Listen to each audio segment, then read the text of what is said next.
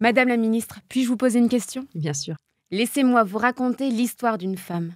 Au terme d'une grossesse qui se déroule difficilement, son accouchement est déclenché en urgence. Sa fille, la petite Alice, sort mais ne pleure pas.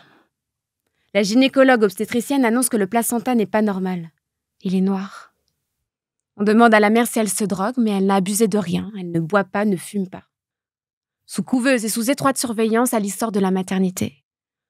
Elle grandit relativement bien. C'est une petite fille vive et dynamique jusqu'à son entrée en maternelle. Très fatiguée, elle commence à se plaindre de douleurs. Mal au genou, mal au coccyx.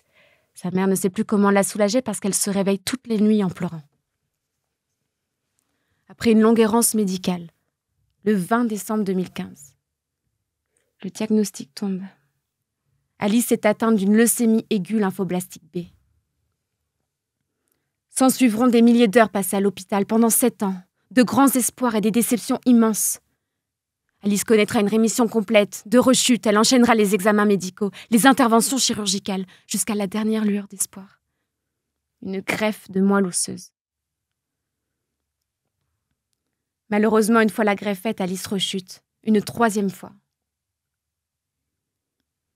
Les douleurs osseuses toujours présentes, sa mère décide d'entamer les rayons. La radiothérapie pour venir calmer la douleur. Les cellules cancéreuses s'amassent sur ses os et les médecins lui annoncent finalement qu'ils n'ont plus aucune solution. Alice décède en 2017 à l'âge de 11 ans d'une leucémie après des années de soins et de traitements lourds.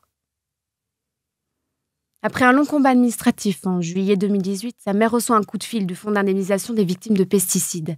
Le lien entre l'exposition in utero pendant la grossesse d'Alice via sa maman qui était à l'époque fleuriste a été reconnu. La faute n'a pas de chance, comme disaient les médecins.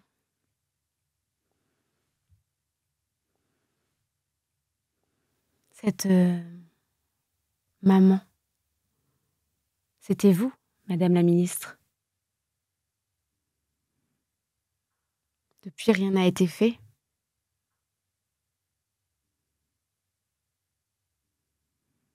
Les mêmes fleurs continuent d'être importées de l'étranger. 85% de celles que nous consommons en France.